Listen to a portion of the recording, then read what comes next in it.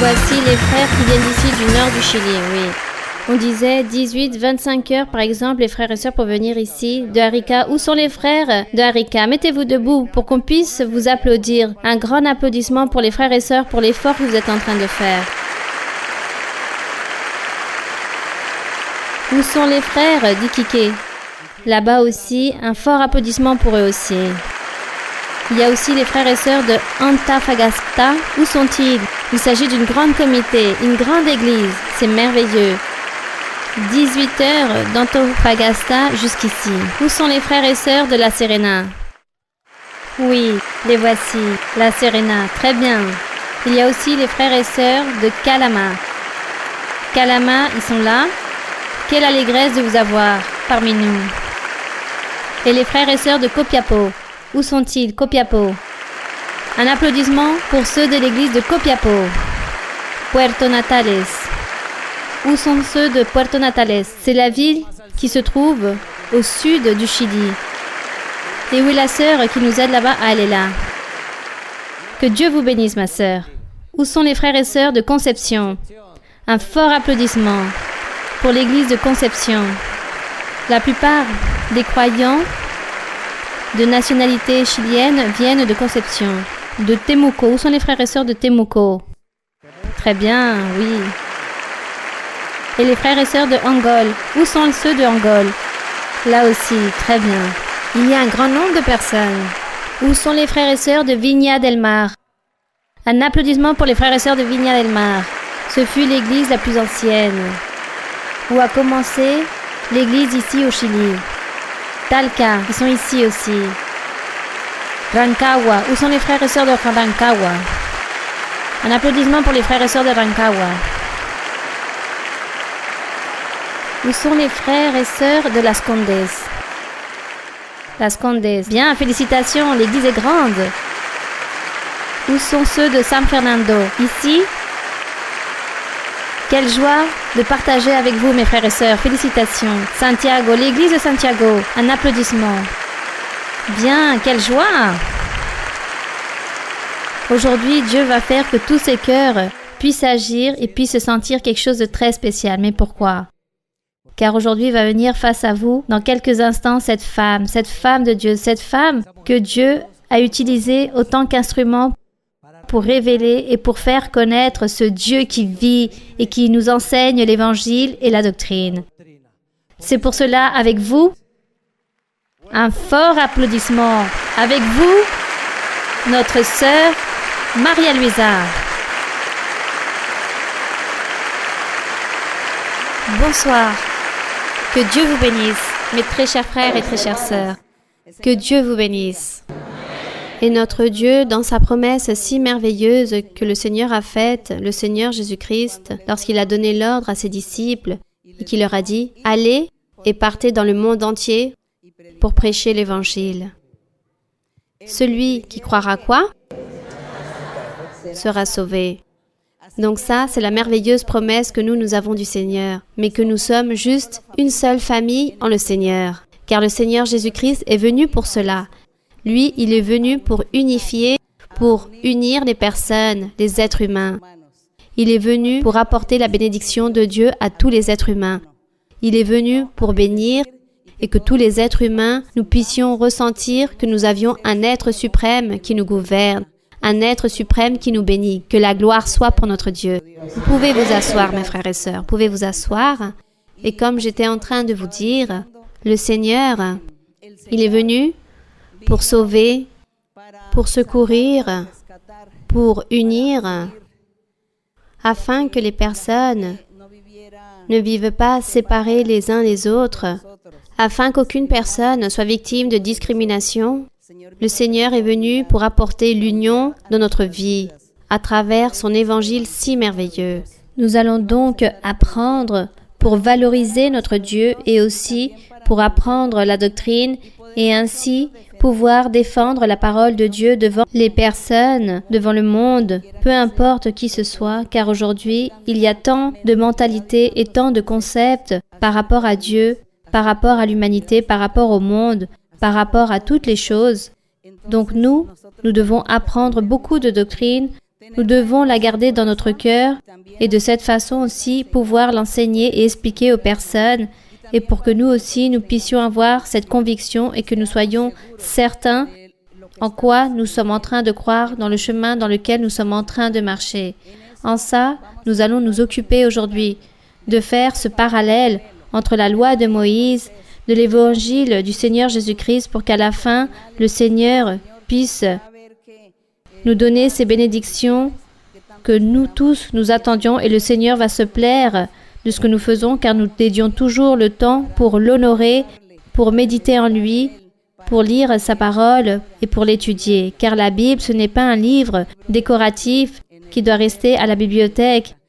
La Bible, c'est un livre pour lire, pour en profiter et pour nous réjouir en le Seigneur. Peu importe la personne, toute personne, même qui ne se réunit pas dans une église, et lit la Bible et le fait avec révérence et le fait avec toute sincérité, alors sûrement Dieu aussi, à ce moment-là, où l'Esprit Saint viendra en cette personne et Dieu lui enseignera et lui montrera le chemin à suivre. Voilà ce que fait Dieu. Dieu a déjà fait cela dans le monde à travers de tant d'ères, à travers tant de siècles. Dieu a fait cela avec toutes les personnes, avec les lecteurs de la Bible. Il les a bénis énormément. Et nous, aujourd'hui, ici, nous allons donc méditer, nous qui avons déjà médité en le Seigneur et en train d'apprendre la doctrine, je pense que les bénédictions du Seigneur seront merveilleuses et grandes. Donc, mes frères et sœurs, nous allons nous mettre debout et nous allons de cette façon chanter au Seigneur un cantique. Chantons au Seigneur, je te servirai, ô mon Seigneur. Nous allons donc chanter. S'il n'est pas prêt, ou si vous l'avez, alors nous allons le chanter sans la mélodie. Bien, je te servirai, ô mon Seigneur.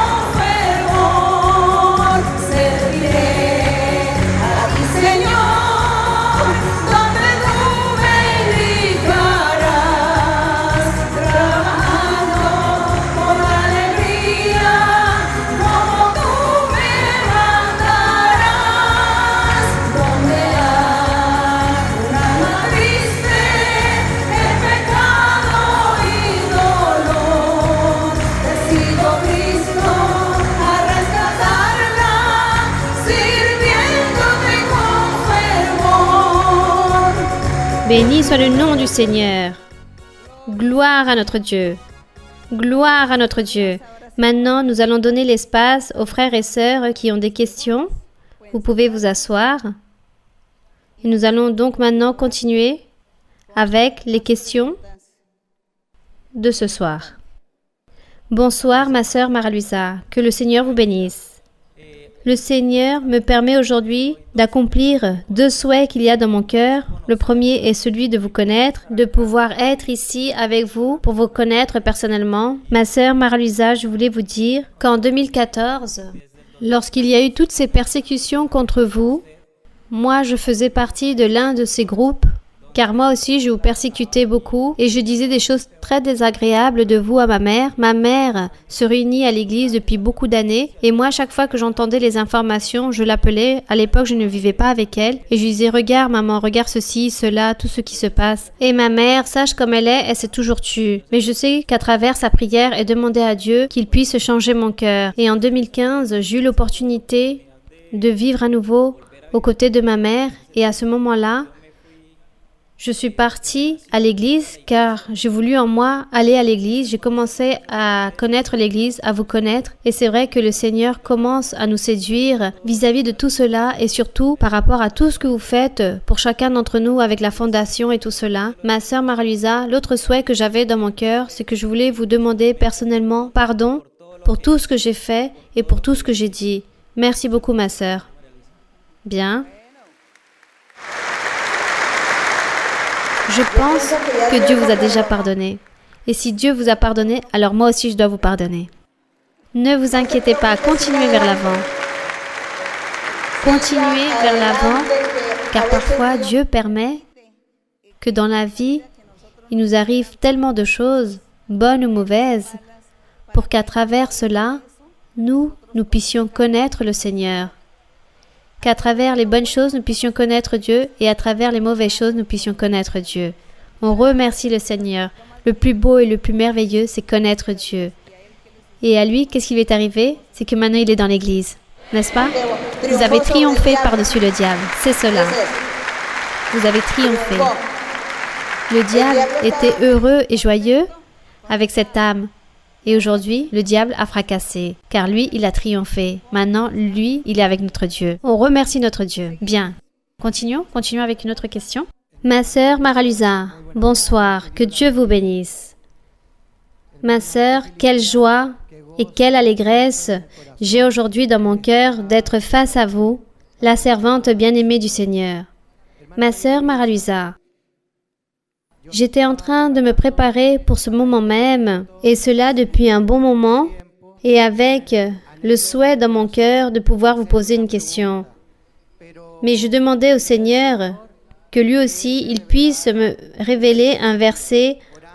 En priant, je demandais au Seigneur, et un soir, le Seigneur m'a révélé un verset, lequel j'ai une question aujourd'hui, ma sœur. Oui, mon frère. Ce verset, ma sœur, c'est dans Jean, chapitre 16, verset 23.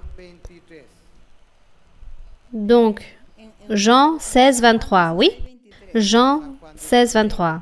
Mais ce qu'il y a en particulier, c'est que ce verset annonce la chose suivante. En ce jour-là, vous ne m'interrogerez plus sur rien.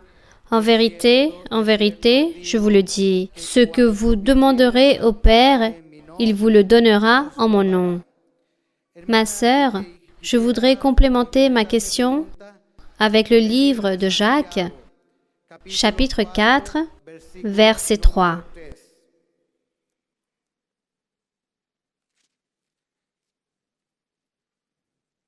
Le livre de Jacques, ma sœur, Jacques 3,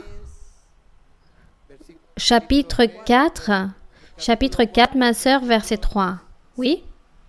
Vous demandez et vous ne recevez pas, parce que vous demandez mal, dans le but de satisfaire vos passions. Ma sœur, je voudrais focaliser ma question sur le matérialisme dans l'Église, car beaucoup de personnes pensent que chercher les choses de Dieu, c'est demander pour leur propre vie matérielle, mais ne valorisent pas la chose plus importante qui est la promesse de la vie éternelle. Je voudrais que notre sœur puisse nous parler par rapport à qu'est-ce qu'attend Dieu que nous puissions lui demander à travers le Seigneur Jésus-Christ. Bien. Il y a donc plusieurs façons de penser par rapport. Le frère dit qu'il y a des personnes matérialistes, qu'il existe des personnes qui aiment les choses matérielles et qui demandent que les choses matérielles et demandent que ça. Car ce qu'elles veulent, ce sont les richesses, les possessions, la position, les plaisirs, l'abondance, briller ou être plus que les autres. Tout cela, ce sont des choses matérielles. Et il y a beaucoup de personnes qui souffrent de ce grand défaut. Cela signifie qu'il s'agit de mauvais esprits que la personne a dans leur corps et les possède. L'esprit de matérialisme, l'esprit de l'ambition par rapport aux choses matérielles de la vie, aux richesses, à l'argent. Ce sont des mauvais esprits. Donc tous ces mauvais esprits entrent dans les personnes et habitent en les personnes, que ce soit une femme ou un homme, et incitent cette personne à tout moment de leur vie. Ces mauvais esprits incitent la personne à prendre plaisir dans les choses matérielles, à toujours avoir plus et encore plus. Et ces personnes deviennent même parfois avares, qu'elles ont tout, mais ne partagent rien avec personne, et juste accumuler des richesses gardées dans leur compte bancaire afin de connaître le meilleur intérêt que la banque puisse donner ou combien de propriétés la personne peut acheter, ou combien de voitures ou d'automobiles la personne peut acheter. Il s'agit de mauvais esprits, d'ambition qu'il y a en les personnes, mais cela aussi se convertit en une culture, car cela arrive aussi dans beaucoup de personnes. C'est comme si cela s'était converti dans la culture, comme si cela était ancré dans les racines, dans un certain endroit spécifique, dans le monde. Donc parfois on dit, dans tel pays, les personnes sont ainsi ou cela. C'est comme dire, dans tel pays, les personnes sont athées, il y en a plus de 50%. Ou dans tel pays, les personnes sont ainsi. Là-bas, dans ce pays, on dit qu'ils sont très riches. Et comme cela est ainsi, dans cet endroit, les personnes disent qu'elles sont trop matérialistes. Donc il s'agit d'un mauvais esprit qui est venu et a habité en plusieurs personnes. Donc tous ces personnes deviennent matérialistes. Mais ne nous inquiétons pas pour ce matérialisme. Car si nous venons à l'église et nous sommes en train de venir de manière fréquente, nous lisons la Bible, nous apprenons à prier, nous apprenons à demander à Dieu et dire « Seigneur, aide-moi, moi, je veux te servir, je veux te plaire, je veux profiter des bénédictions spirituelles, je veux te sentir dans ma vie. » Lorsque vous êtes en train de demander cela au Seigneur, et de souhaiter cela avec tout votre cœur, le fait de venir vous réunir ici, le Seigneur est déjà en train de voir l'intention que vous avez et Dieu va vous ôter peu à peu ce matérialisme. Il va vous enlever ces ambitions, cette envie de vouloir obtenir tant de choses matérielles. Car parfois le matérialisme aussi, c'est lorsque les personnes vivent pour leur famille, vivent de qu'est-ce qu'on va dire, qu'est-ce que les gens vont penser, que vont dire les voisins, que vont dire la société, que vont dire mes amitiés. Que dira ma famille? Non, moi je ne vais pas à cette église. Non, moi je ne vais pas accomplir avec ce que Dieu m'enseigne. Je ne vais pas plaire ou essayer de plaire à Dieu, car qu'est-ce que va penser ou qu'est-ce que va dire toutes mes amitiés? Donc, on parle aussi de matérialisme, que les personnes vivent plus à penser de ce que vont penser les autres gens au lieu de plaire à Dieu. Donc, on parle aussi de matérialisme ici. Mais si nous venons avec le souhait de vouloir apprendre et avec le souhait de vouloir plaire à Dieu, alors Dieu va enlever cela. Et vous n'allez même pas vous en rendre compte. Le jour où vous y penserez le moins, vous allez vous rendre compte que vous avez changé, que vous n'avez plus cette envie de vouloir obtenir tant de choses. Vous n'avez plus cette ambition. Et si vous les obtenez, c'est parce que les choses se présentent à vous et non parce que vous les cherchez avec anxiété. C'est parce qu'on vous les donne pour que vous puissiez en profiter. Par exemple, si vous pouvez manger, tant mieux. Si vous ne pouvez pas manger, c'est très bien aussi. Si vous allez à la plage, bien. Si vous ne pouvez pas aller à la plage, c'est bien aussi. Si vous partez et allez prendre un avion pour voyager, très bien. Si vous ne pouvez pas partir en avion pour voyager, c'est très bien aussi. Pour vous, c'est la même chose, une chose ou l'autre. Cela signifie que vous êtes en train de vous libérer de cet esprit de matérialisme. Maintenant, vous n'avez plus cette tendance, cette envie de vouloir faire toutes ces choses dans lesquelles vous étiez si attaché et que vous mourriez pour pouvoir faire ces choses-là. Ça, c'est le matérialisme. Mais le matérialisme, Dieu l'enlève, car Dieu regarde votre cœur. Il voit que vous venez à l'église, donc Dieu vous enlève ce qui ne vous convient pas. Dieu, le Seigneur, nous délivre, il nous transforme. Ça, c'est le travail de l'Esprit du Seigneur. Ça, c'est le travail de l'Esprit de Dieu. Ça, c'est le travail de l'Évangile véritable du Seigneur Jésus-Christ. C'est pour nous libérer, nous purifier et nous sortir de cette esclavitude, de cette servitude. Car le matérialisme aussi fait partie d'une servitude que le diable nous a ou nous avait. Aujourd'hui, Dieu veut nous libérer de cette esclavitude. Que ça soit l'alcool, les drogues, les autres vices, ou d'avoir fait des choses malhonnêtes ou exagérées ou désordonnées dans la vie. Tout cela, c'est du matérialisme. Et tout cela, Dieu est prêt pour nous tous, pour nous purifier, pour nous libérer de toutes ces choses. C'est pour cela que notre lutte, il faut toujours lire la Bible. Il faut prier et chercher le Saint-Esprit et les dons spirituels. Et lorsque le Saint-Esprit et les dons spirituels viendront à votre vie, alors vous allez changer. Du jour au lendemain, vous allez commencer à vous transformer en une autre personne. Ne vous inquiétez pas autant, ne nous inquiétons pas autant pour toutes ces choses, mais continuons vers l'avant et cherchons Dieu, car lui, il fera toutes les choses impossibles qui est pour nous. Dieu est puissant, et si Dieu voit votre intention, alors Dieu fera et travaillera selon votre intention. Si vous voulez plaire à Dieu, Dieu vous aidera. Si vous ne voulez pas plaire à Dieu, alors Dieu fera que votre vie stagnera et que vous n'allez jamais changer. Mais nous voulons aimer Dieu et nous voulons faire sa volonté. Continuons, oui, avec une autre question. Ma sœur Maralusa, bonsoir. C'est une grande allégresse et un grand privilège d'être ici pour moi face à vous pour pouvoir vous poser une question car c'est une promesse du Seigneur. Ma sœur, ma question se trouve dans le livre de Jean, dans le chapitre 20. Chapitre 20 de qui? Le livre de Jean, ma sœur, oui. Donc Jean, chapitre 20, du verset 11 au 17. Et il y a ici comme un sous-titre, Jésus apparaît à Marie Magdala, oui.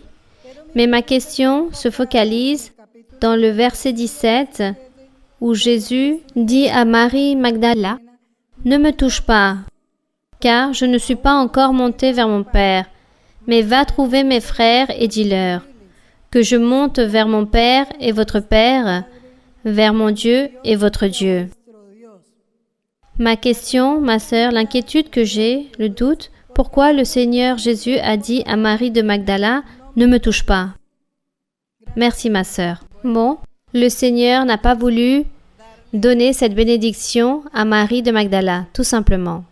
Il n'a pas voulu. Nous ne savons pas pourquoi. Nous ne pouvons pas dire ou nous inventer quelque chose ou nous imaginer quelque chose. Le Seigneur, pourquoi il a agi de la sorte? Car selon ce que nous voyons, il a mangé avec ses disciples. Ils ont ramassé des poissons. Ils étaient là en train de partager tous ensemble. Mais dans la Bible, à aucun moment la Bible dit que lorsqu'il a ressuscité, il a marché, oui, avec ses disciples, mais il dit aussi que 500 personnes à peu près ont vu le Seigneur à nouveau. La Bible ne dit pas que quelqu'un l'ait touché. Lorsqu'il a dit à Thomas, « Avance ici ton doigt et regarde mes mains, avance aussi ta main et mets-la dans mon côté, c'est-à-dire dans ma blessure, pour que tu puisses croire que j'ai bien ressuscité. » Car lui, il disait qu'il ne pouvait pas y croire, il pensait que c'était un esprit qu'il était en train de voir, et le Seigneur lui a dit, « Oui, physiquement, je suis là, mais viens, mets ton doigt ici dans ma blessure, pour que tu puisses voir que j'ai bien ressuscité et que je suis bien réel. » Donc, la Bible ne dit pas que Thomas a fait cela. Je pense qu'il ne l'a pas fait par respect. Par respect, le Seigneur juste en disant « Viens, touche-moi pour que tu puisses voir que je suis là », c'était comme un défi. Et je pense que Thomas n'a pas fait cela. Personne n'a touché le Seigneur. Et si lui, il a dit ici à Marie de Magdala « Ne me touche pas, car je n'ai pas encore monté voir mon Père », je pense que le Seigneur ne s'est pas laissé toucher de aucune personne. Qu'il a juste participé dans le buffet, mais que personne ne l'a touché, car Dieu ne l'a pas permis. Car lui, c'était déjà un être qui était déjà glorieux, sa chair était transformée en un corps glorieux, cette chair qu'il avait eue avant a été transformée en un corps glorieux pour lui pouvoir monter dans les nuages. Bien, continuons. Bonsoir ma sœur, mon cœur est très content de pouvoir me diriger à vous. C'est une promesse accomplie, car il y a 4 ans, Dieu m'avait dit que j'allais vous poser une question. Et en méditant dans ce travail si merveilleux d'être la servante de Dieu, j'ai donc une question de la Bible qui se trouve dans Luc, chapitre 17, du verset 7 au 10. Luc 17, du verset Du verset 10 ou du 7? Du 7 au 10, oui. Le verset 7 dit: Qui de vous, ayant un serviteur qui laboure ou paie les troupeaux, lui dira, quand il revient des champs, approche vite et mets-toi à table. Ne lui dira-t-il pas au contraire, prépare-moi à souper, ceins-toi et sers-moi jusqu'à ce que j'aie mangé et bu. Après cela, toi, tu mangeras et boiras? Doit-il de la reconnaissance à ce serviteur parce qu'il a fait ce qui lui était ordonné? Vous de même, quand vous avez fait tout ce qui vous a été ordonné, dites: Nous sommes des serviteurs inutiles, nous avons fait ce que nous devions faire. Ma sœur, dans les versets, on voit que le devoir du serviteur, c'est faire tout ce que son Seigneur lui demande. Et en faisant cela, cela n'est pas suffisant. Pourriez-vous nous amplifier quel est le devoir d'être un véritable serviteur de Dieu? Bien, ma sœur, là vous venez de donner la réponse par rapport aux serviteurs matériels et physiques, mais aussi tous les spirituels que nous sommes. Nous sommes des serviteurs de Dieu, n'est-ce pas? Car il dit que nous ne devons pas être orgueilleux. Par exemple, si nous sommes en train de faire un travail pour Dieu, ne jamais dire que nous sommes satisfaits dans notre travail et dire: Ah, ça y est, le travail est fait. Ça y est, j'ai fait. Regardez ce que j'ai fait. Regardez tout ce que j'ai fait pour le Seigneur. Tout cela est suffisant. Non. Ne jamais dire cela. Nous dirions toujours: Je n'ai rien fait pour le Seigneur. Je n'ai pas fait le travail complet que Dieu m'a demandé de faire. C'est cela. Que nous puissions sentir que nous ne faisons rien pour le Seigneur, car le Seigneur ici était en train d'enseigner cela aux personnes afin que celles-ci puissent éviter de s'enfler d'orgueil, ne puissent se glorifier en disant que c'est beaucoup tout ce qu'elles font ou qu'il s'agit d'une personne très importante ou supérieure pour tout ce qu'elle fait. C'est cela, le Seigneur en train d'enseigner l'humilité et la simpleté. Et plus nous faisons et plus nous travaillons, que nous puissions dire: Seigneur, je n'ai encore rien fait pour toi. Et que nous soyons encore plus simples et plus humbles. Le Seigneur était en train d'enseigner l'humilité et la simpleté afin de ne pas dire que je suis plus ou que je suis supérieur ou que j'ai fait tant de choses et regardez que les autres n'ont rien fait. Donc le Seigneur, c'est pour cela qu'il a voulu nous donner cet enseignement. Que pour Dieu, réellement, il y a un travail complet de la part des êtres humains. Il manque toujours quelque chose. Mais bon, nous faisons ce que nous pouvons, jusqu'où nos forces nous permettent de faire les choses. Et ensuite, Dieu nous récompensera chacun d'entre nous. Gloire au Seigneur. Continuons? Oui? Continuons avec une autre question. Ma très chère sœur Mara-Luisa, je veux vous annoncer que nous avons attendu durant beaucoup de temps cette fête spirituelle promise depuis très longtemps de la part de notre Seigneur. Ma sœur, une chaleureuse bienvenue de la part des frères et sœurs, généralement de l'Église des frères chiliens, car je sais qu'à travers votre visite, de grandes bénédictions viendront pour ce pays, car beaucoup nous en avons besoin, et que nous verrons tout cela dans les prochains jours. C'est une promesse du Seigneur que j'allais vous poser une question, ma sœur. Ma sœur, il y a quelques années, dans une étude biblique, j'ai vu une sœur qui avait une grande peine, qui avait les larmes aux yeux, en racontant que sa mère était morte.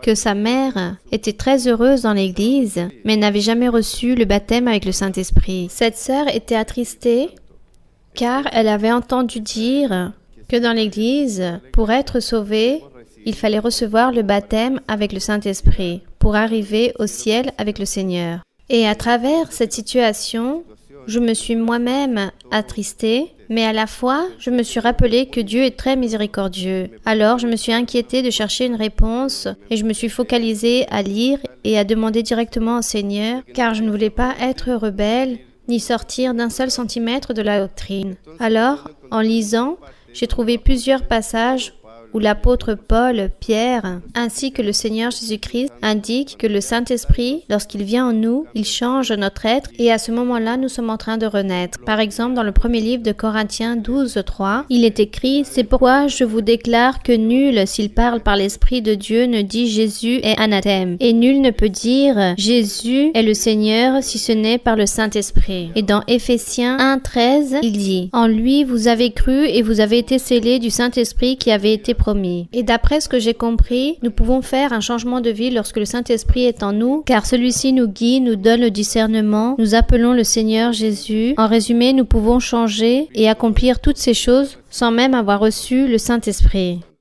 Et dans Actes 1.8, le Seigneur Jésus a dit « Mais vous recevrez une puissance, le Saint-Esprit survenant sur vous », en train de se référer au baptême du Saint-Esprit lors du jour de Pentecôte. Et lorsque nous sommes baptisés avec le Saint-Esprit, nous pouvons voir la manifestation de dons spirituels, comme le nomme le premier livre de Corinthiens 12, 10, paroles de sagesse, de discernement, le don d'opérer, de miracles, l'autre de prophétie. En fait, tout ce que nous vivons ici dans l'Église, ce sont les armes que Dieu nous donne pour lutter contre l'ennemi. Mais je n'ai jamais vu où il puisse dire qu'il s'agit des règles pour le salut. Ce que j'ai pu trouver, c'est lorsque le Seigneur Jésus dit que celui qui croira et sera baptisé sera sauvé. Mais je comprends par doctrine qu'il s'agit du baptême en eau. Donc pour terminer ma question, ma sœur, je veux raconter par témoignage, lorsque je suis arrivée à l'église, je venais d'une autre dénomination et Dieu avait déjà commencé un processus avec moi. Mais lorsque Dieu m'a parlé ici dans l'église, il m'a scellé et a établi dans mon cœur cette crainte, le respect, mais principalement l'obéissance, la foi, où j'ai commencé à changer et à faire beaucoup de choses incroyables, comme cesser de faire des choses, car c'était des choses impossibles pour l'homme. Même si aujourd'hui je n'ai pas encore reçu le baptême avec le Saint-Esprit, en ce moment, je suis très heureux, car j'ai l'impression d'être né à nouveau, et je peux voir ses fruits chaque jour, même si malgré ça, ces années ont été très difficiles. Mais j'ai toujours regardé la joie, la paix, la patience, et un amour gigantesque et merveilleux pour mon Père Céleste. Finalement, je vous raconte que mon inquiétude était si grande par rapport à la question de cette sœur, et de ce fait, j'ai demandé à plusieurs reprises au Seigneur si lui, il était en moi ou pas, même si je n'avais pas encore reçu le baptême du Saint-Esprit, car je sentais que lui, il était en moi. Et pour son infinie miséricorde, il m'a dit en prophétie, « Mon fils, je sais que tu me demandes si je suis en toi. Je te dis, je suis en toi. » Et pour terminer, ma sœur, je pense que tout d'abord, c'est lorsque nous manifestons un changement réel de vie en aimant le Seigneur, en respectant sa parole, son commandement, ayant ce sel dans l'Évangile avec l'aide du Saint-Esprit qui est en nous, et nous donnons les fruits que nous avons lus récemment. Et pour moi, c'est une autre chose, peut-être un deuxième pas, lorsque nous sommes baptisés avec le Saint-Esprit, et là, Dieu nous oint avec son pouvoir et nous donne les armes pour lutter contre l'ennemi. Merci, ma sœur, pour votre réponse, et corrigez-moi si je me trompe, mais je le demande, car jusqu'au jour d'aujourd'hui, j'entends certains enseignements, s'il n'y a pas cette règle avec le baptême du Saint-Esprit, nous ne pouvons pas accéder à la vie éternelle. Que Dieu vous bénisse, et merci pour venir ici au Chili. Bien. Ici, dans le livre de Actes, nous trouvons un passage qui d'ailleurs s'est m'est échappé des mains, où l'apôtre Paul dit qu'il est arrivé dans un endroit, dans une ville, qu'il a visité un groupe de croyants qui s'étaient convertis à l'Évangile. Et lui, il leur a demandé, parmi tant d'autres, « Avez-vous reçu le Saint-Esprit après avoir cru ?» Et eux, ils répondirent, « Nous n'avons même pas entendu parler du Saint-Esprit ou qu'il existait. » Et l'apôtre Paul a dit, « Alors, quel genre de baptême avez-vous reçu ?» Nous avons été baptisés dans le baptême de Jean. Donc il dit, Paul immédiatement les a baptisés en eau, et après les avoir baptisés en eau, il dit qu'ils ont été tous remplis du Saint-Esprit et qu'ils ont commencé à parler dans d'autres langues. L'évidence pour qu'une personne puisse savoir qu'elle a reçu le baptême avec le Saint-Esprit, c'est ce fait de parler dans d'autres langues. Ça, c'est l'évidence. Ça, c'est le signe. Ici, dans l'enseignement de Paul, lorsque celui-ci demande « Avez-vous reçu le baptême avec le Saint-Esprit ?» Et lorsqu'ils ont répondu que non, Paul leur a imposé les mains pour qu'ils puissent être remplis du Saint-Esprit. Par exemple, ici, dans le chapitre 8 de Actes, l'histoire raconte ainsi, car ils n'étaient pas encore descendus sur aucun d'eux, ils avaient seulement été baptisés au nom du Seigneur Jésus. Alors, Pierre et Jean leur imposèrent les mains et ils reçurent le Saint-Esprit. Et comment ils ont su qu'ils avaient reçu le Saint-Esprit? Parce que tous ont commencé à parler dans d'autres langues. Et aussi ici, l'histoire de Corneille nous raconte, dans le chapitre 10, dans le verset 44, il dit que Pierre était en train de prêcher à Corneille et sa famille. Il dit dans le verset 44, « Comme Pierre prononçait encore ces mots, le Saint-Esprit descendit sur tous ceux qui écoutaient la parole. Et tous les fidèles circoncis, c'est-à-dire les Juifs, qui étaient venus avec Pierre, furent étonnés de ce que le don du Saint-Esprit était aussi répandu sur les païens, sur les non-juifs, car ils les entendaient parler en langue et glorifier Dieu. » Donc, il s'agit d'un devoir de recevoir le Saint-Esprit. Il s'agit d'un devoir. Dieu ne va jamais vous dire que cela est suffisant par le fait que vous avez cru ou que vous croyez. Et par le fait que le Seigneur a fait des miracles en vous ou des guérisons. Par le fait que le Seigneur dit en prophétie, « Je suis avec toi, je habite en toi, j'habite dans ton cœur », n'allez pas rester juste avec cela. Ne vous méfiez pas juste à cela. Cherchez le baptême avec le Saint-Esprit. Demandez au Seigneur qu'il puisse vous baptiser avec le Saint-Esprit. L'évidence, c'est parler en d'autres langues. Comment et quand nous le recevons? Lorsque nous venons au culte de louange. Venez au culte de louange. Si vous ne pouvez pas venir tous les jours, le jour que vous pouvez, venez avec cette intention, avec ce désir, avec ce souhait de recevoir le baptême avec le Saint-Esprit. Voilà ce qu'on appelle le baptême avec le Saint-Esprit. Et cela est nécessaire et vous devez recevoir le baptême avec le Saint-Esprit. L'enseignement est là, dans Actes chapitre 2, lorsque le Seigneur Jésus-Christ a dit aux apôtres, « Réunissez-vous dans un lieu et attendez que la puissance du Très-Haut puisse descendre sur vous. » Et en effet, ils sont partis prier dans cet endroit si élevé. 120 personnes étaient réunies pour louer le Seigneur lorsque le Seigneur les a remplis du Saint-Esprit et tous parlèrent dans d'autres langues et ont commencé à prophétiser. Il s'agit donc d'un devoir que nous avons tous. Pendant le temps que nous vivons, nous devons chercher le Saint-Esprit. Combien de temps avez-vous? Vous avez, disons, votre vie complète, c'est le temps que vous avez pour recevoir le baptême avec le Saint-Esprit.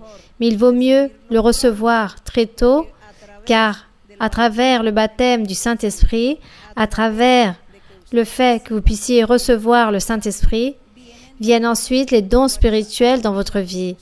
Vous ne pourrez pas prophétiser si vous n'avez pas reçu le baptême avec le Saint-Esprit. Vous ne pouvez pas prophétiser si vous n'avez pas le baptême avec le Saint-Esprit. Pour pouvoir prophétiser, il faut recevoir le Saint-Esprit. Il faut parler en langue.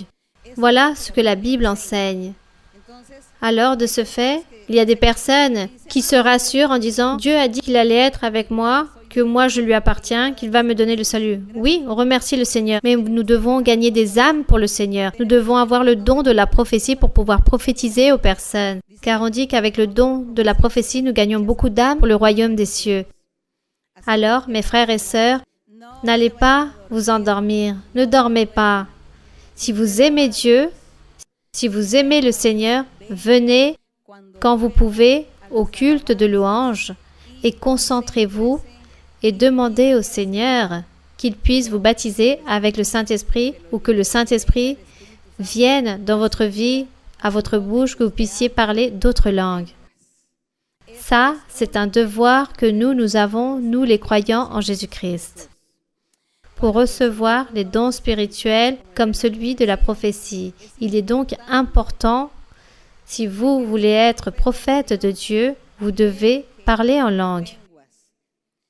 Si vous voulez être une femme prophète, il faut tout d'abord parler en langue et ensuite viendra ce don merveilleux.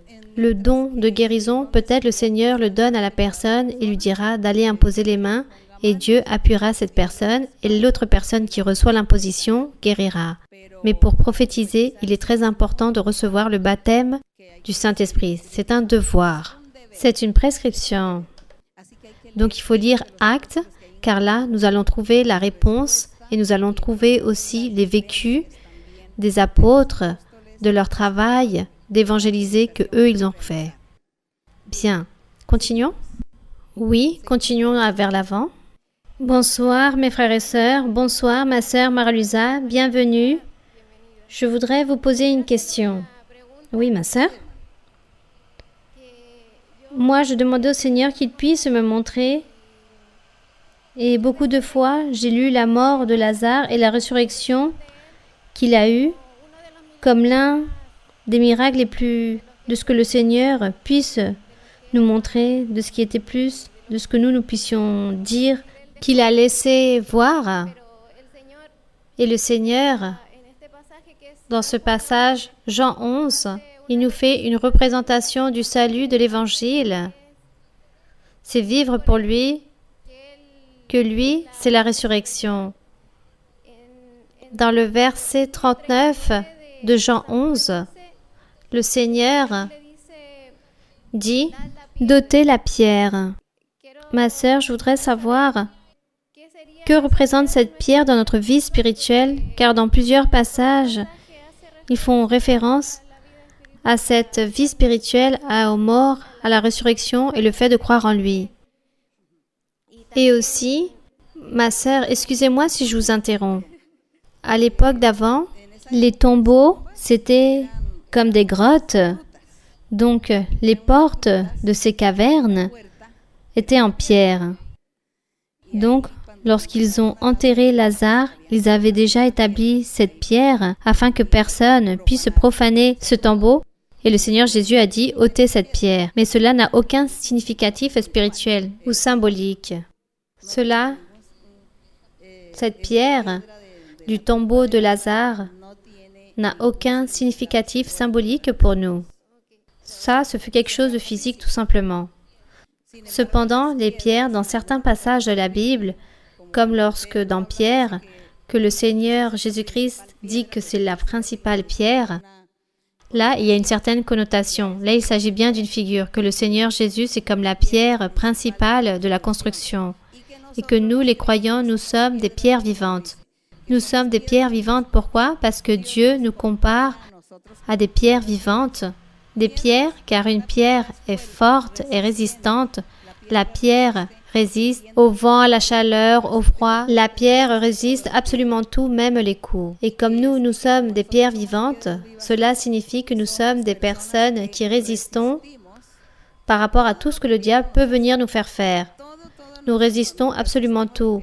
Les persécutions du diable, toutes les choses qui viennent contre nous, lorsque celui-ci veut déposer en nous des tromperies, des pièges, des maladies, des accidents, de la tristesse, des incompréhensions, des disputes, des injures, des calomnies, tout ce que le diable veut déposer en nous, nous sommes forts et nous continuons vers l'avant en train d'aimer Dieu, en train de chercher Dieu, en train de continuer à servir le Seigneur allègre et confiant. Nous sommes ces pierres, mais des pierres vivantes, car les pierres réelles sont mortes. Elles sont inanimées. Et nous sommes des pierres vivantes. C'est pour cela que le Seigneur dit que nous sommes des pierres vivantes qui résistent tous les coups qu'il puisse nous arriver dans la vie. Toutes les choses mauvaises, nous allons pouvoir les résister. Pourquoi nous sommes vivants? Ces pierres vivantes, car Dieu nous a donné une vie. Donc le Seigneur nous compare à ces pierres vivantes. Et là, dans ces pierres, oui, il y a ce symbolisme. Mais par rapport au tombeau de Lazare, il n'y a pas de symbolisme. Bien, ma sœur, continuez. Je vous demandais cela, car comme Lazare était déjà mort et que sa sœur avait dit au Seigneur Jésus que cela faisait déjà 4 jours qu'il était ainsi, qu'il était dans cet état, je croyais que cet état, c'était notre péché avant... Non, ma sœur. Tout simplement que le Seigneur Jésus a fait ce miracle, il a fait ce prodige de ressusciter Lazare. Pourquoi? Pour que ses apôtres puissent grandir plus dans la foi, qu'ils aient plus de sûreté, plus de confiance en lui, plus de conviction. Tous les miracles que Dieu a faits, toutes ces manifestations, c'est pour que le même homme puisse croire et puisse être confiant qu'il existe un véritable Dieu. Si en nous, si dans cette assemblée, on ne verrait pas de miracles, on ne verrait pas de prodiges, il n'y aurait pas de manifestation de Dieu dans nos vies, que Dieu nous change, qu'il nous transforme, les bénédictions, en tout ce que Dieu fait, en tous ces miracles que Dieu fait, si nous ne verrions pas cela, si nous ne parlerions pas en langue, si nous ne prophétiserions pas et ferions rien de cela, alors nous ne croirions en rien, car on dira juste qu'il s'agit d'une religion de plus. Alors, à quoi bon? Mais nous croyons qu'il s'agit de l'Église que Dieu est en train d'établir. Pourquoi? Parce que Dieu se manifeste. Spirituellement et matériellement, Dieu se manifeste. Spirituellement, Dieu se manifeste lorsque nous parlions en langue, lorsque nous prophétisons, lorsque nous avons des rêves, des visions, et lorsque notre cœur change, notre vie change, lorsque nous vivons une vie agréable devant le Seigneur, lorsque nous obtenons une guérison, et physiquement, car Dieu se manifeste de manière réelle lorsqu'il y a des guérisons, des délivrances, et des miracles aussi que Dieu donne, des travaux, des emplois aux personnes, leur donne la solution aux problèmes, leur donne des compréhensions, les garde des menaces, de la mort, des dangers, des accidents. Lorsque Dieu guide les personnes, oriente les personnes, comme Dieu fait tout cela, alors nous savons et nous connaissons et nous croyons que cette assemblée appartient à Dieu et que Dieu se manifeste parmi nous. Du contraire, nous ne croirons pas. C'est pour cela que Dieu, depuis le début, s'est manifesté à travers des miracles. Il a fait beaucoup de miracles lors de l'époque de Moïse pour que le peuple puisse croire, pour que les autres nations puissent croire qu'il existe un Dieu véritable. Le Seigneur Jésus-Christ a fait beaucoup de prodiges, beaucoup de miracles pour que ses apôtres puissent croire en lui et pour que toutes les personnes et tout le peuple puissent croire qu'il s'agissait d'un être qui était venu de la part de Dieu. Et ensuite, le Seigneur Jésus-Christ a dit, « Je m'en vais, mais j'enverrai le Saint-Esprit pour qu'il puisse vivre avec vous pour toujours. Il va vous enseigner, il va vous guider, il va faire des miracles et des prodiges. Pourquoi?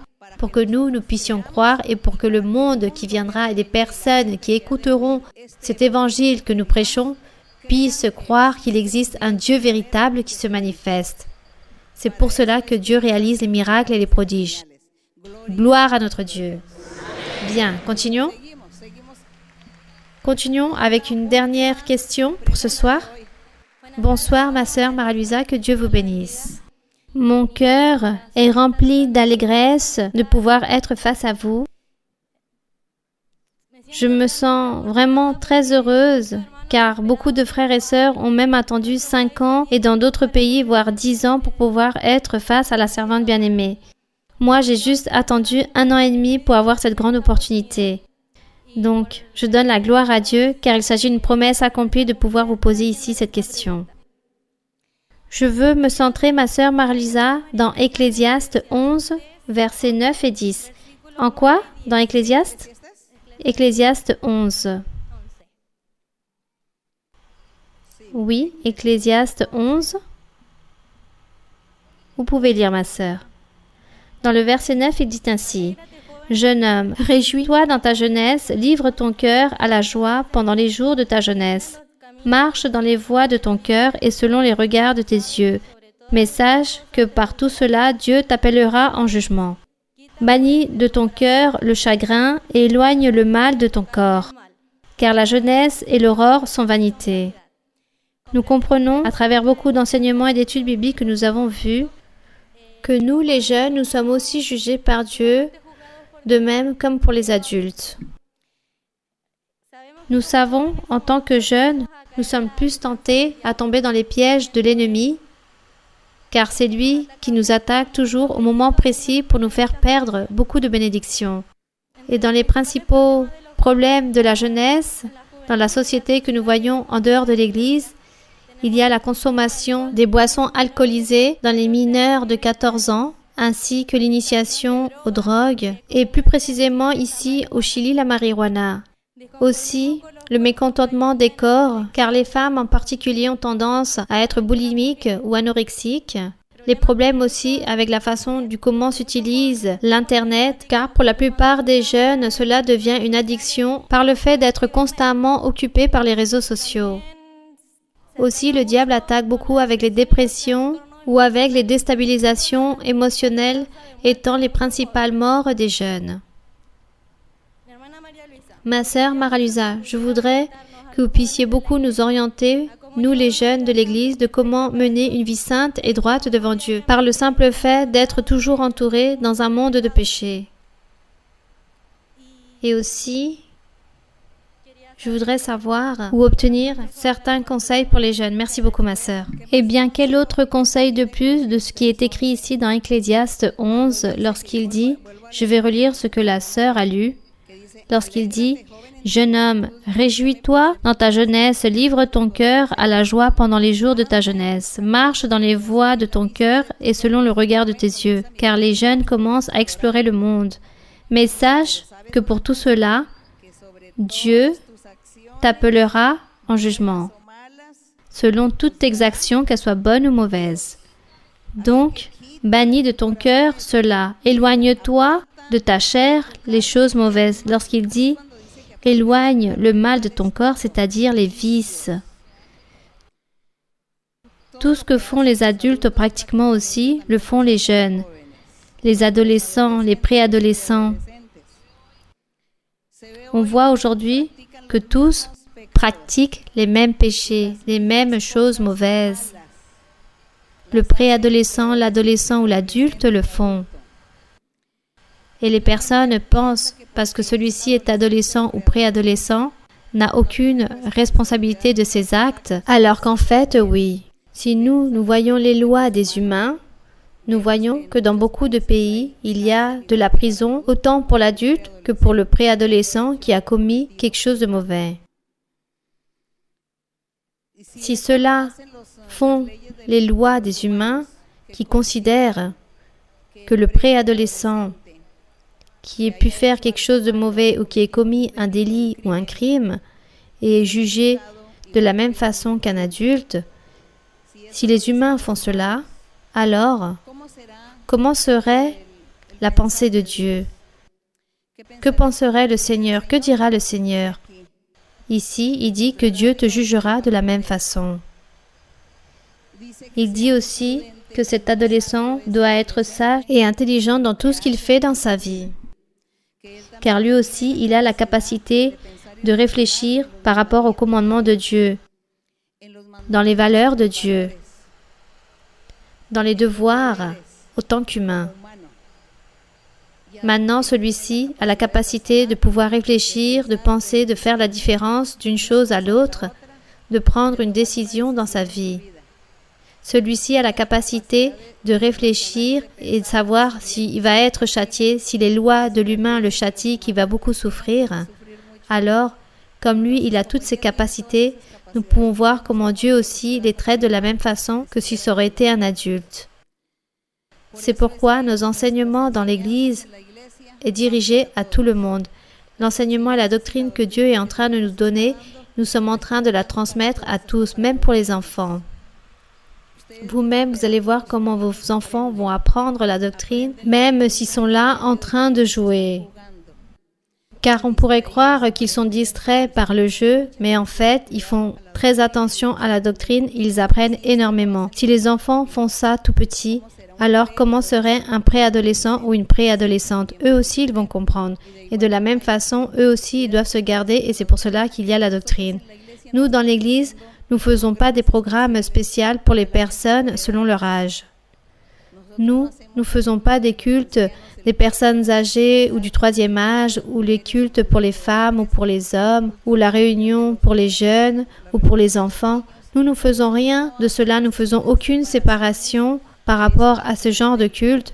Nous enseignons juste la doctrine à tous, car du plus petit au plus grand, celui-ci ou celle-là comprendra la doctrine. Et vous êtes témoins que ceux qui ont leurs propres enfants, que les enfants apprennent beaucoup la doctrine et même parfois enseignent à l'adulte pour pouvoir accomplir la parole de Dieu. Moi, j'ai pu voir beaucoup de 3 ans, 4 ans ou 5 ans lorsqu'elles vont à l'église avec leur mère. Un jour, le papa est arrivé aussi là-bas pour les accompagner à l'église et le père était en tongs et en short avec un pantalon très court, n'est-ce pas? Et le père partit dans cette tenue à l'église. Et ce jour-là, sa fille lui a dit « Tu dois être bien vêtue pour aller à l'église. » Car à l'église, on ne part pas avec ses pantalons si courts. Et elle a obligé son père à porter un pantalon long, une chemise et même une cravate. Donc, une enfant de 5 ans, imaginez-vous, en train de comprendre les choses de Dieu. Qui a enseigné à cet enfant par rapport à tous les enseignements et tous les exemples qu'elle voit dans l'église?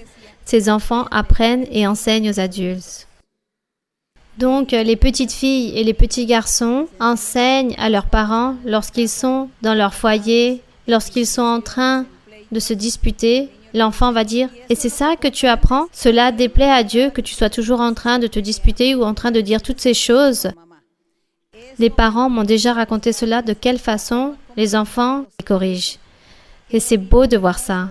C'est pourquoi le Seigneur Jésus disait « Laissez que les enfants viennent à moi, car le royaume leur appartient. » Car cela veut dire que les adultes doivent avoir un cœur d'enfant pour pouvoir arriver où? Au royaume des cieux. Car un cœur d'enfant, le Seigneur dit, c'est ce que nous devons avoir. Qu'est-ce un cœur d'enfant? Le cœur d'enfant, c'est que l'enfant est innocent. L'enfant n'est pas ambitieux, n'est pas envieux. L'enfant n'est pas un vengeur, n'est pas rancunier. L'enfant s'humilie. L'enfant ne se remplit pas d'orgueil.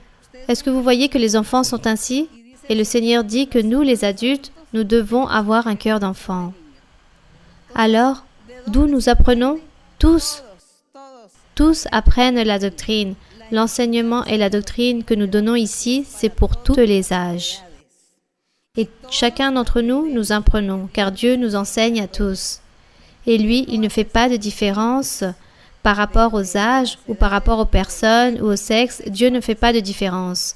Mais le monde, les dénominations, les églises qui disent être chrétiens, qui disent lire la Bible, pour distraire les personnes, pour les déconcentrer, afin qu'ils ne s'ennuient pas, qu'ils ne se fatiguent pas, en disant « quelle paresse d'aller là-bas à la réunion », alors les personnes inventent des genres de programmes pour chacun des âges qui s'y réunissent. Mais ça, disons, c'est pour déconcentrer les personnes, pour les distraire, afin qu'elles y restent. Non, non, nous ne faisons pas cela, car la parole du Seigneur, l'Esprit de Dieu qui est avec nous, qui établit en nous cette allégresse, cet enthousiasme et ce désir de continuer et de suivre et de louer le Seigneur, de plaire à Dieu, d'aimer le Seigneur, de croire en Dieu. Tout cela, Dieu l'établit dans le cœur des enfants et de n'importe quel âge.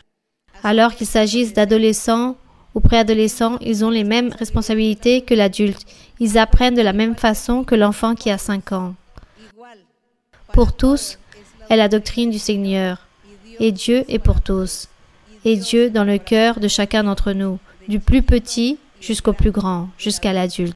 C'est cela. Donc, plutôt prier, et comme dit la sœur, que elle est adolescente, n'est-ce pas?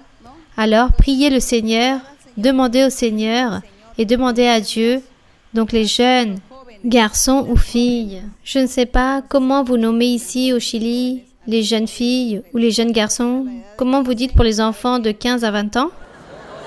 Comment? Les jeunes, on leur dit Lolas? Et aux jeunes? Lolos? Bien. Donc les Lolas et les Lolos qui sont dans l'église, ici au Chili,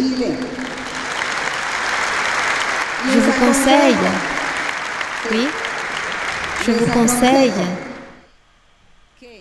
que vous puissiez aimer Dieu, que vous lisiez la Bible, cherchez Dieu, car comme un adulte, il peut lui arriver des bonnes et des mauvaises choses dans le monde, à vous aussi. Et vous n'êtes pas exemptés. Dieu n'est pas en train de dire « Ah, à cause de l'âge, comme celui-ci a 18 ans, alors je veux lui pardonner la faute. » Non. Dieu va vous traiter de la même façon. Tout simplement, vous devez aimer Dieu et si vous voulez profiter, car il y a beaucoup de choses pour explorer dans le monde, Il y a beaucoup de choses que le jeune a besoin d'explorer, mais faites-le avec prudence, avec sagesse, avec intelligence, avec modération. Ne dépassez pas les limites.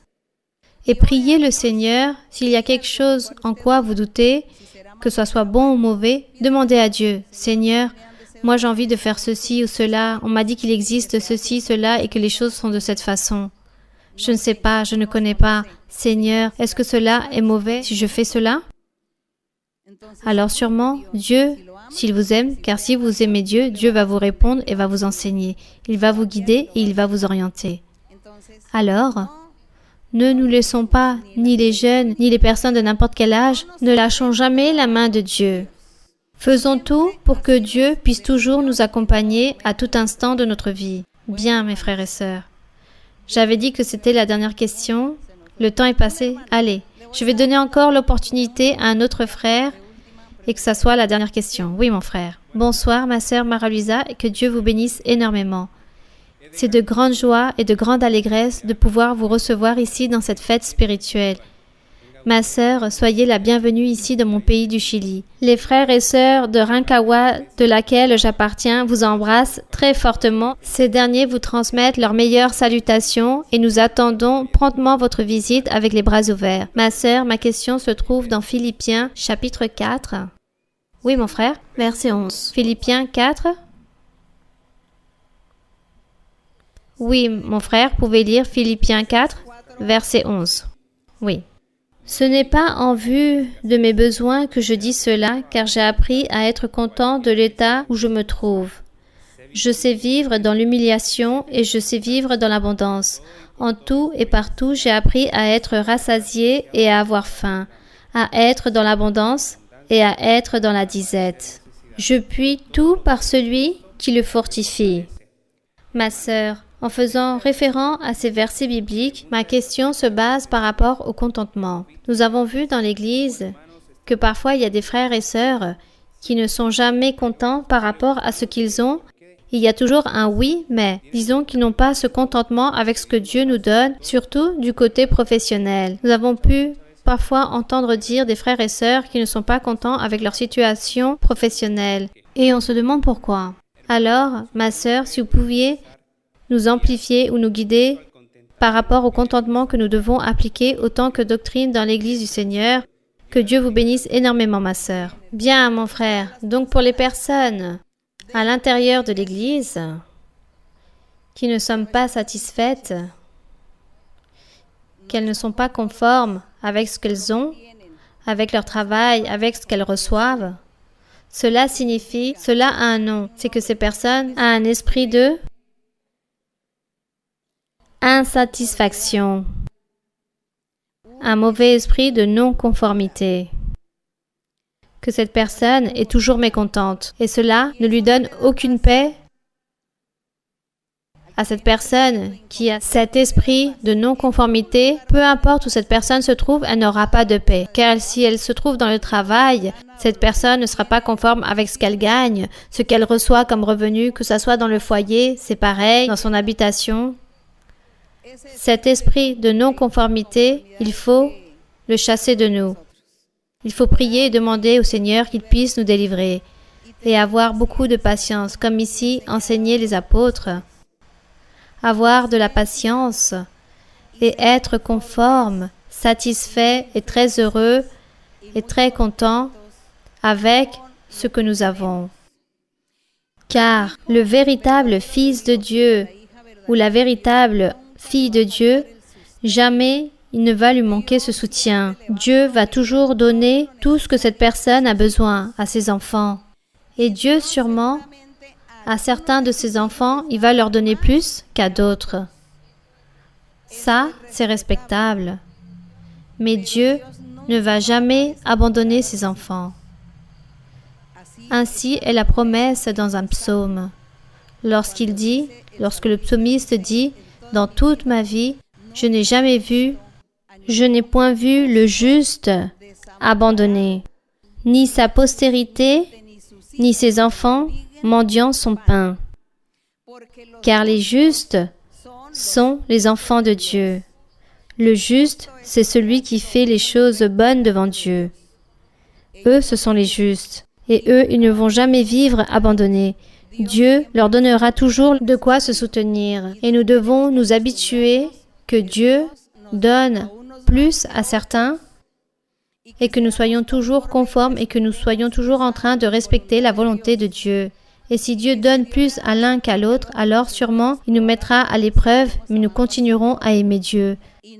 Et jamais nous allons être ambitieux, mais au contraire, dans le chemin du Seigneur, attendons la volonté du Seigneur sur nous et cherchons le Seigneur et Dieu ne va pas nous abandonner. Cherchons les choses spirituelles car ça, c'est le trésor le plus important.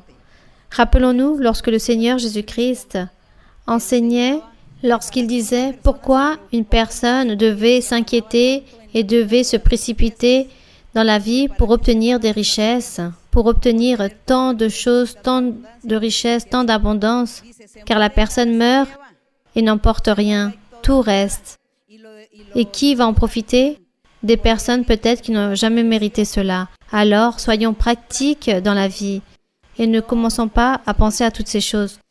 Tant que nous sommes des enfants de Dieu, que nous sommes dans le chemin du Seigneur, accompagnés de la main de Dieu, soyons confiants et attendons et espérons que Dieu ne va jamais nous abandonner et que nous ayons toujours de la nourriture, des vêtements et un toit.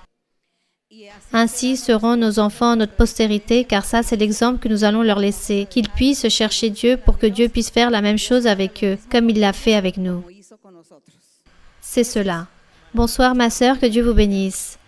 Ma sœur, je voulais vous demander par rapport à la dépression. Malheureusement, ici, au Chili, on voit beaucoup cette faiblesse en les personnes qui vivent avec beaucoup de dépression.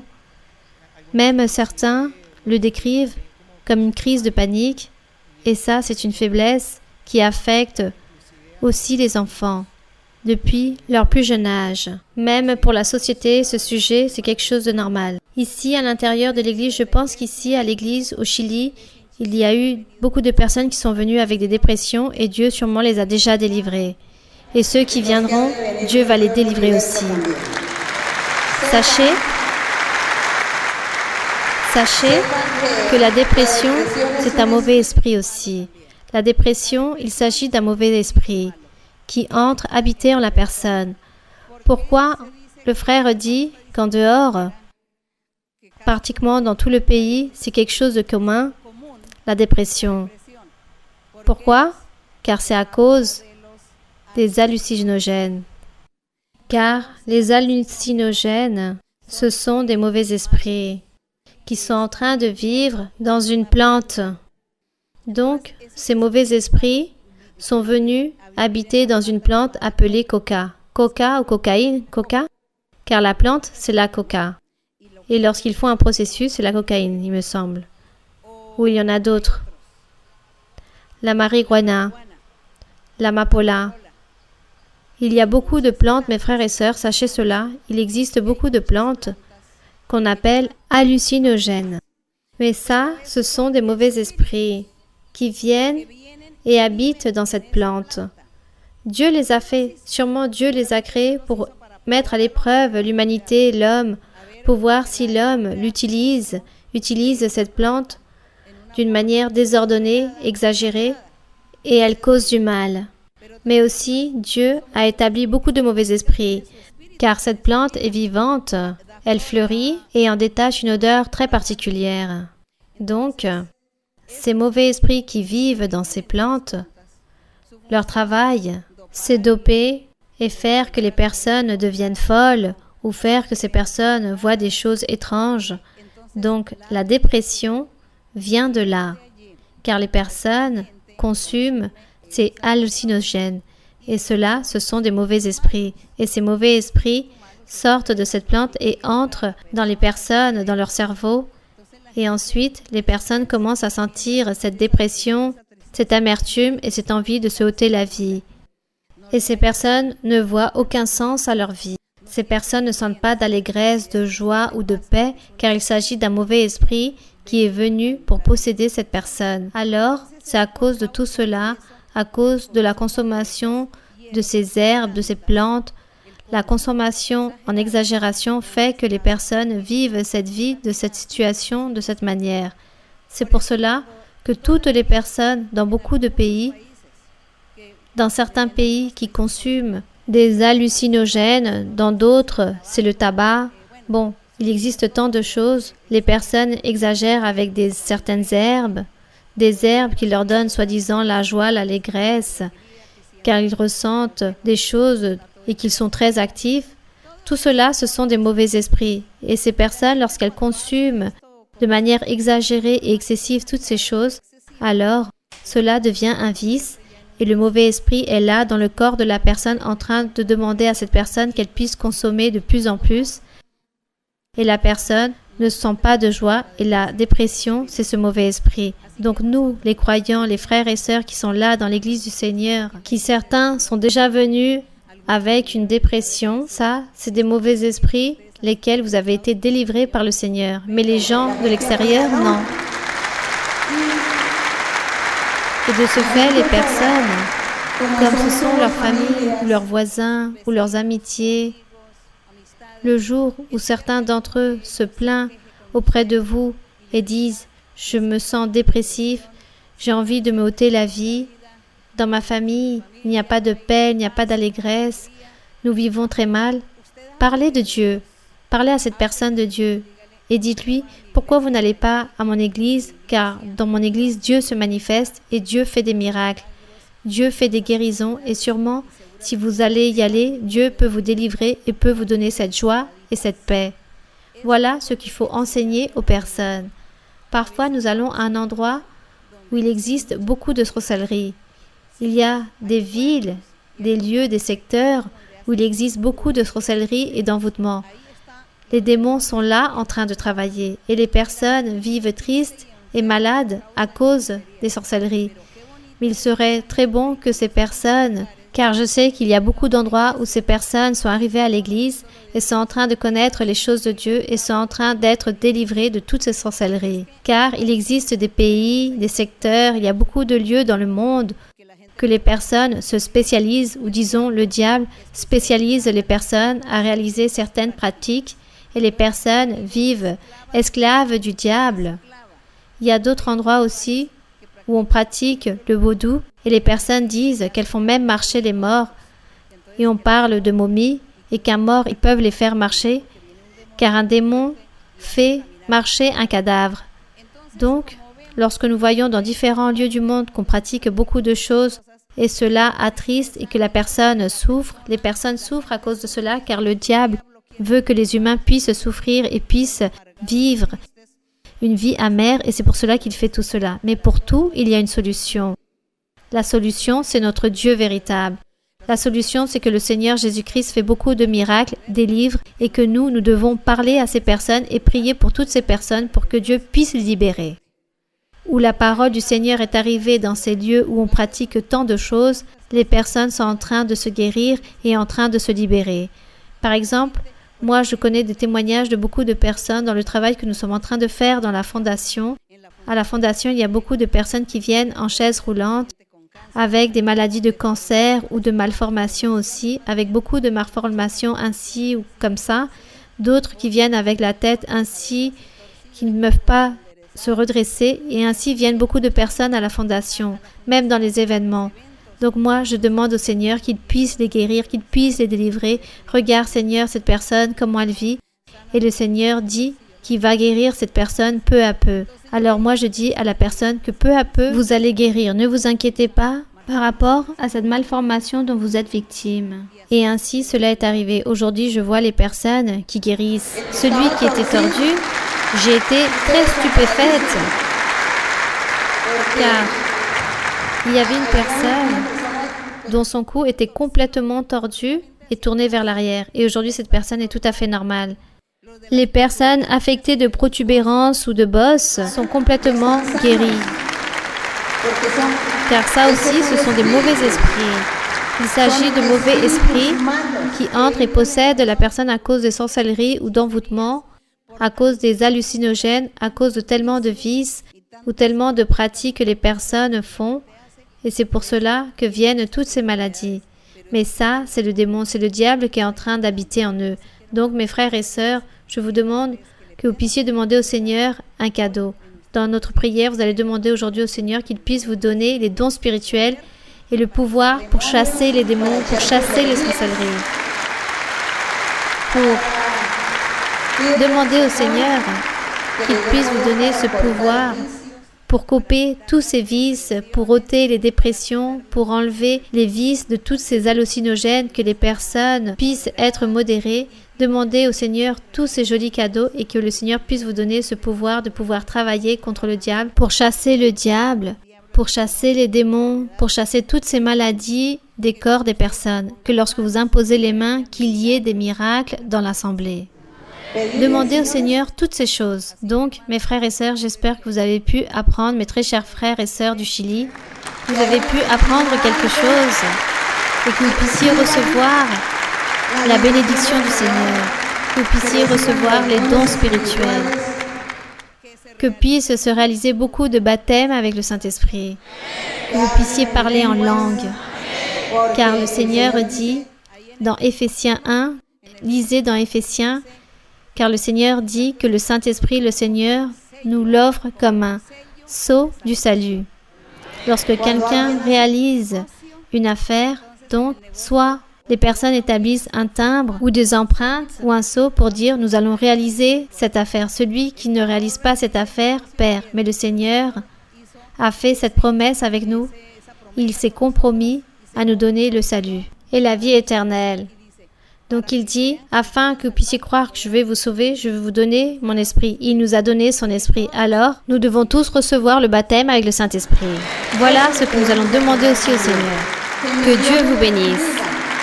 Que Dieu vous bénisse. Je vous aime en le Seigneur.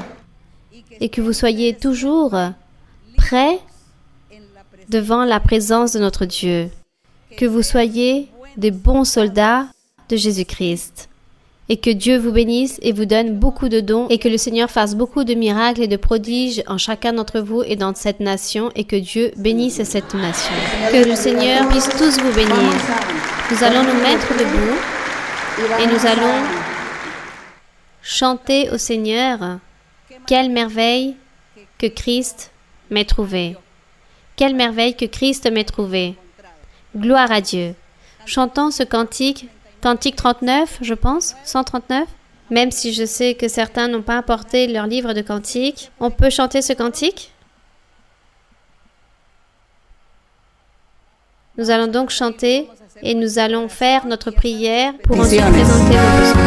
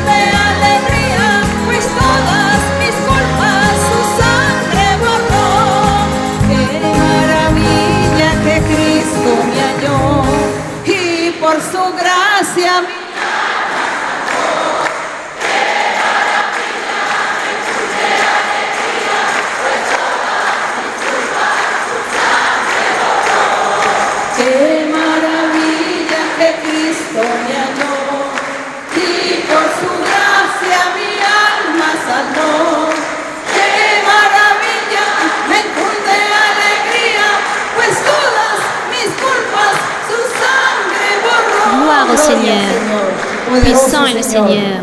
Merci Seigneur. Nous te remercions mon Seigneur pour ce soir.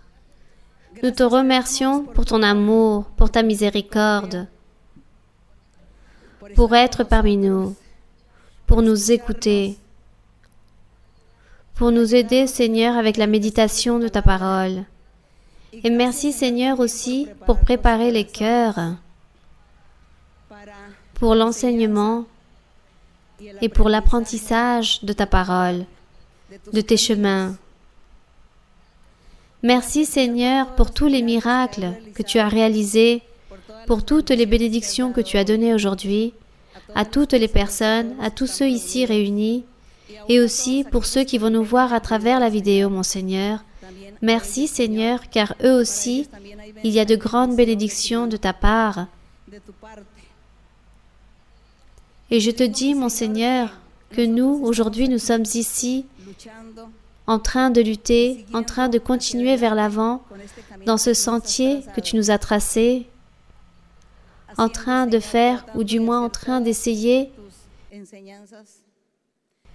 d'accomplir tes enseignements, d'aller vers ces orientations, car je vous dis aujourd'hui, mes enfants, qu'il y a des bénédictions pour vous tous.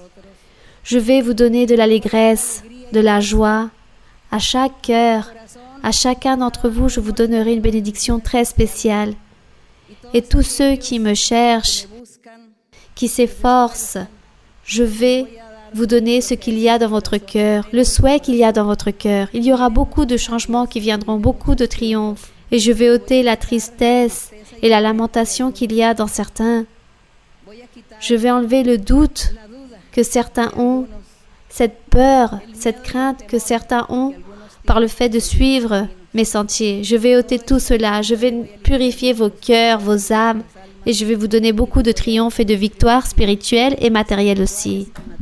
Je serai en train d'accomplir beaucoup de souhaits, beaucoup de vœux qu'il y a dans vos cœurs. Je serai en train de donner de grandes bénédictions matérielles, mais promptement, je serai en train de révéler beaucoup de secrets, beaucoup de choses cachées à beaucoup particulièrement. À chacun, je serai en train de révéler un secret particulier, un mystère, et je serai en train de donner une bénédiction et en train de montrer mon sentier et en train de montrer qu'il doit suivre cette voie qui est droite, qu'il ne souffre pas. Ne souffrez pas pour vos familles, ne vous remplissez pas de tristesse ou qu'est-ce que vous allez laisser à vos enfants, car tout cela, toutes ces choses, je vais vous les enseigner. Je vais vous guider, je vais vous orienter, je vais vous parler et vous enseigner à propos de beaucoup de choses. Je serai en train de vous protéger des dangers et je serai en train de ôter beaucoup de choses qui vous perturbent dans vos chemins. Je serai en train de donner beaucoup de prospérité, beaucoup de santé viendront pour beaucoup. Je serai en train d'enlever beaucoup de maladies, beaucoup de pièges de l'ennemi, je serai en train de les enlever. Beaucoup de sorcellerie et d'envoûtement seront chassés. Je serai en train de délivrer et je serai en train de réveiller en vous, dans vos cœurs, cette envie de suivre mon chemin, de faire ma volonté. Je serai en train d'ôter beaucoup de vices et je serai en train de vous enseigner, de vous orienter et je serai en train de déposer beaucoup de joie dans vos cœurs. Beaucoup de bénédictions spirituelles viendront ainsi que les bénédictions matérielles. Vous allez bientôt les voir en vous. Je serai en train de me manifester en chacun d'entre vous qui écoutent ma parole, de ceux qui suivent mon chemin, qui seront en train de me servir. Je vais les bénir énormément. Pour chacun d'entre vous, il y aura des bénédictions. Continuez ferme vers l'avant, en train de lire la Bible et en train de chercher ma face avec tout votre cœur, avec tout votre âme. Ne vous inquiétez pas, car je vais déposer en vous cette allégresse. Je vais vous unir pour mon peuple, car vous serez mon peuple. Vous serez en train de vous unir au mien. Alors ne souffrez pas, car promptement, je serai en train d'enlever beaucoup de souffrances, en train d'enlever toutes les tristesses et toutes les amertumes que chacun possède. Je donnerai des bénédictions et beaucoup d'optimisme. Et je donnerai beaucoup de joie, d'allégresse pour continuer vers l'avant. Mon esprit sera sur chacun d'entre vous car je serai en train de donner des bénédictions spirituelles et je serai en train de me manifester avec les dons spirituels. Et beaucoup d'œuvres, beaucoup de lieux seront en train de s'ouvrir. Beaucoup d'églises et beaucoup d'assemblées s'ouvriront car je vais permettre que ces personnes puissent recevoir les choses spirituelles, les choses du Très-Haut et qu'elles puissent avoir la connaissance par rapport à mon chemin, ma parole, qu'elles puissent connaître ma doctrine, car beaucoup seront en train de voyager dans beaucoup de lieux pour pouvoir enseigner et prêcher. Et beaucoup d'églises aussi vont beaucoup s'ouvrir dans ces villes ainsi que dans d'autres pays. Je serai en train de me manifester et les personnes pourront connaître qu'il existe un lieu où je me manifeste, car je vais les bénir. Et toute personne qui viendra pour la première fois, je serai en train de la bénir et je me manifesterai en cette personne. Alors n'ayez pas peur, continuez vers l'avant, soyez courageux, forts et votre cœur disposé pour mes choses. Continuez vers l'avant car il y a beaucoup de bénédictions autour de vous, des changements et des triomphes, beaucoup de bénédictions, beaucoup de victoires, il y en a pour tous. Déposez votre confiance et par rapport aux choses économiques, je serai en train d'enlever les ambitions et je serai en train de donner beaucoup d'argent pour ceux qui ont besoin du côté économique, qui ont besoin de ces sommes d'argent et vous allez vous en rendre compte et vous allez en témoigner. Continuez vers l'avant, ne vous inquiétez pas, cherchez les choses parfaites, cherchez la vie éternelle, priez avec foi. Béni soit le Seigneur. Merci Père Saint, merci Seigneur, merci mon Père au nom de Jésus-Christ, ton Fils aimé. Merci Seigneur pour tes promesses si glorieuses. Merci Seigneur pour les promesses, pour ta sainte parole, et pour les promesses, et pour le pouvoir, et pour la miséricorde, et pour tout Seigneur que tu as pour tes fils. Pour tous, merci Seigneur, merci éternel Dieu. Enseigne-nous, aide-nous à continuer vers l'avant. Montre-nous tes sentiers, que chaque jour qui passe, montre-nous tes sentiers. Enseigne-nous ta parole, guide-nous, enseigne-nous pour faire les choses de manière correcte, pour ne pas offenser, pour ne pas pécher. Aide-nous. Que ton nom soit glorifié. Béni et louange à ton nom. Alléluia. Gloire à mon Dieu, mon roi. Alléluia. ¿Para qué pecar si soy salvo? Si ya tengo tanta luz. ¿Para qué pecar si la vida Dios me ha dado en Jesús? ¿Para qué pecar si el infierno solo espera al pecador? ¿Para qué pecar? ¿Para qué pecar? ¿Para qué pecar contra Dios? ¿Para qué pecar? ¿Para qué pecar? ¿Para qué pecar contra Dios?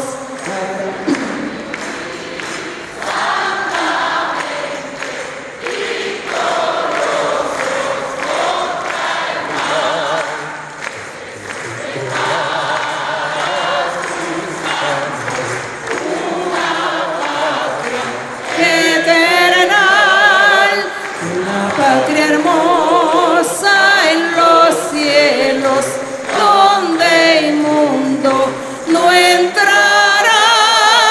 ¿Para qué pecar? ¿Para qué pecar? ¿Para qué pecar contra Dios? ¿Para qué pecar? ¿Para qué pecar? ¿Para qué pecar contra Dios? Oui, mon Seigneur, alléluia. Gloire à ton nom pour toujours. Merci, Seigneur. Toma por favor mi mano, Señor, contigo quiero ir. Con sangre aquí pagaste por mí, te quiero hoy servir. Anhelo poder lo malo vencer y en santidad vivir. Toma por favor mi mano, Señor, contigo quiero ir. Toma por favor mi mano, Señor, contigo quiero ir. Con sangre aquí pagaste por mí, te quiero hoy servir. Anhelo poder lo malo vencer y en santidad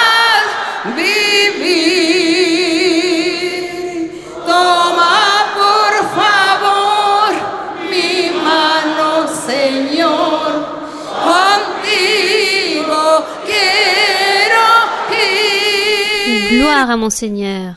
On remercie notre Seigneur. Puissant. Puissant est le Seigneur. Béni soit le nom de notre Dieu pour toujours. Aimons le Seigneur. Aimons notre Dieu avec tout notre cœur. Merci beaucoup et que Dieu vous bénisse. Que Dieu vous bénisse et à très bientôt. À bientôt, mes très chers frères et très chères sœurs. Merci beaucoup. Merci. Que le Seigneur soit toujours avec vous.